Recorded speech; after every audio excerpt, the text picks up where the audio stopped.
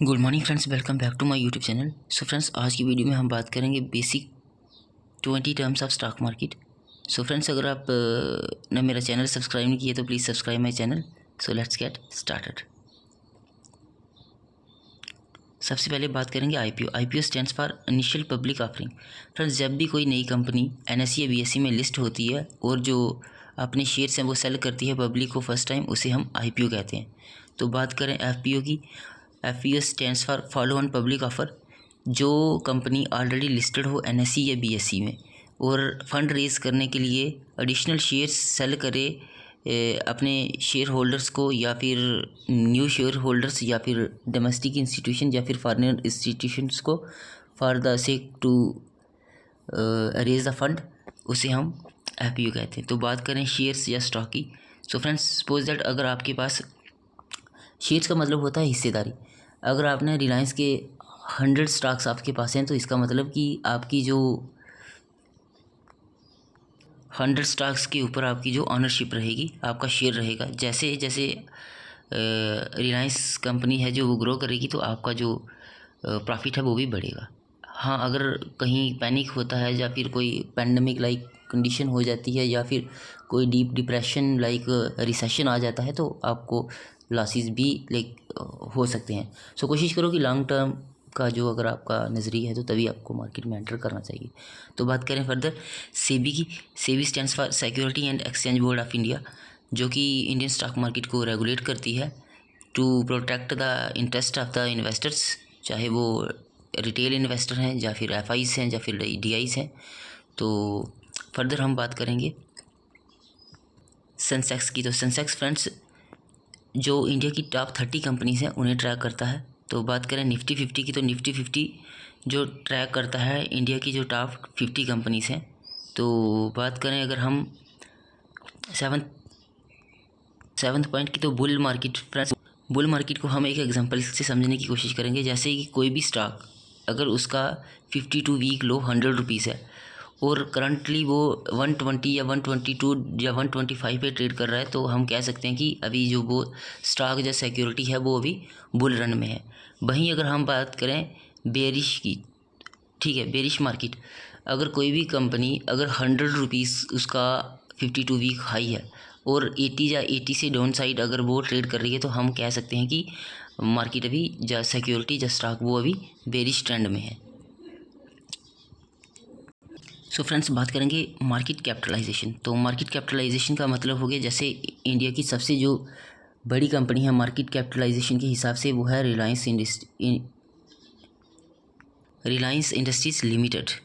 तो बात करें अगर हमें इसका जो करंट, अगर हमें मार्केट कैपिटलाइजेशन को कैलकुलेट करना है तो करंट शेयर प्राइस है into total number of outstanding shares of the company.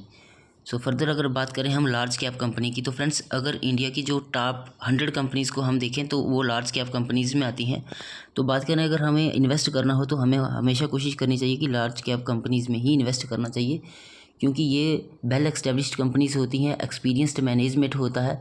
तो कोशिश करनी चाहिए कि हमें जो 50% से ज़्यादा अपनी इन्वेस्टमेंट है वो लार्ज कैप कंपनीज़ में ही करनी चाहिए। तो वहीं बात करें अगर मिड कैप कंपनी की, जिनका रैंक 101 टू 250 के बीच रहता है, जिन भी कंपनीज़ की मार्केट कैपिटलाइजेशन रहती है, तो उन्हें हम मिड कैप कैटेगरी में रखते हैं। तो वहीं बात करें अगर हम स्मॉल कैप कंपनी की, जो भी कंपनीज़ अबव 251 रैंक ऑनवर्ड्स जो रहता है उसे हम स्मॉल कैप कहते हैं। तो फर्दर अगर बात करें हम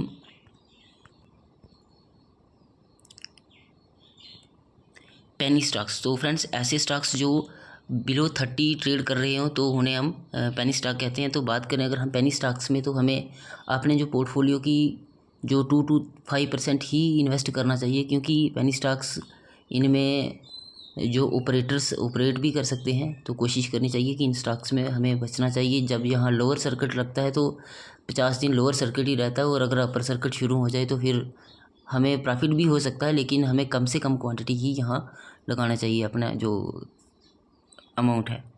फर्दर बात करेंगे AGM. AGM stands for annual general meeting. So friends, जो भी बड़ी बड़ी कंपनीज़ हैं, अच्छी ग्रो कर रही हैं कंपनीज़, जैसे रिलायंस हो गया, विप्रो हो गया, टीसीएस हो गया, तो इनका जो एनुअल जनरल मीटिंग है अपने बिजनेस को लेके नेक्स्ट क्या रोड मैप है इनका, क्या ग्रोथ प्लान है और कौन से बिज़नेस में एंटर करना है। जो बड़ी बड़ी पेरेंट कंपनी है तो हर कंपनी का अपना अपना AGM होता है और आपको वोटिंग राइट भी मिलता है अगर आप इन कंपनीज़ के शेयर होल्डर हो। सो बात करें अगर हम ब्लू चिप स्टॉक्स की, तो जैसे कि हमने पहले बात की है कि जो लार्ज कैप कंपनीज़ हैं उन्हें हम ब्लू चिप स्टॉक्स भी कह सकते हैं, क्योंकि जैसे ये ब्लू चिप स्टॉक्स अपने ही सेक्टर के मार्केट लीडर होते हैं।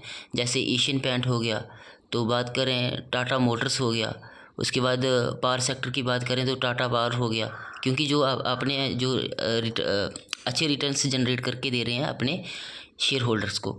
तो बात करें अगर हम लिक्विडिटी की, तो फ्रेंड्स ऐसी लिक्विडिटी को हम अगर जनरली बोलें तो हमें कैश में इजीली कन्वर्ट कर सकते हैं। जैसे सपोज दैट आपके पास रिलायंस की 100 स्टॉक्स हैं और आप 20 स्टॉक सेल करना चाहते हो, तो विद इन 24 आवर्स या 48 आवर्स अपना जो सेलिंग की है आपने, वो उस अमाउंट को आप अपने बैंक अकाउंट में ट्रांसफ़र कर सकते हो ईजिली। सो फ्रेंड्स फर्दर हम बात करेंगे ब्रोकर्स। तो देखो बात इंडिया में अगर बात करें ब्रोकर्स की, तो 4000 से ज़्यादा ब्रोकर्स हैं हम जिनके साथ हम अपना डीमैट अकाउंट ओपन कर सकते हैं। तो हमें कोशिश करनी चाहिए कि जो टॉप 10, 20, 50 ब्रोकर्स हैं उनके साथ ही डीमैट अकाउंट ओपन करना चाहिए। तो फर्दर बात करेंगे डीमैट अकाउंट।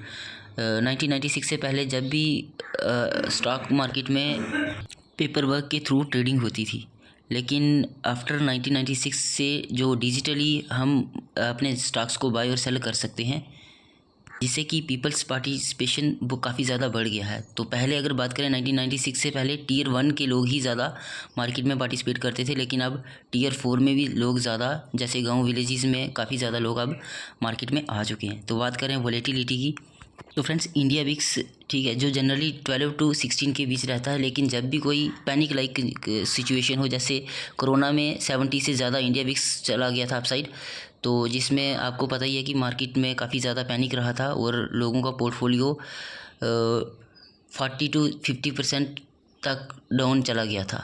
तो जिन लोगों ने सेल कर दिया वो नेट लॉस में रहे, और जिन्होंने होल्ड किया तो they enjoy their profit. So further अगर बात GTT ऑर्डर्स की, तो गुड्स स्टिल ट्रिगर।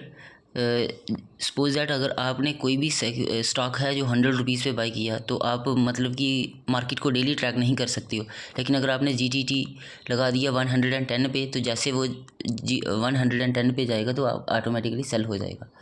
तो फर्दर अगर आप बाइंग करना चाहते हो तो सिमिलरली आप 92 या 91 पे ऑर्डर लगा सकते हो, जब भी वो सिक्योरिटी या स्टॉक नीचे जाएगा तो वो बाय हो जाएगा। So friends thank you so much. अगर आपने फिर भी मेरा चैनल अभी तक सब्सक्राइब नहीं किया तो प्लीज़ सब्सक्राइब माई चैनल। तो मिलते हैं नेक्स्ट वीडियो के साथ। Thank you and have a nice day.